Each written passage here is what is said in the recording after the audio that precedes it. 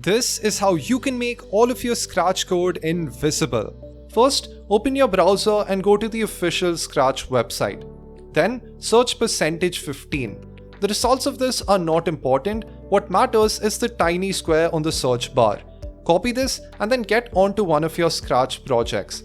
I'm back here on my Geometry Dash project, and as you can see, this has quite a bit of code within it.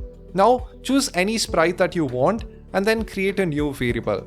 Paste the same square for its name and everything should be good, right? Well, maybe not. Try switching the sprite and well, all the code should literally be invisible. What?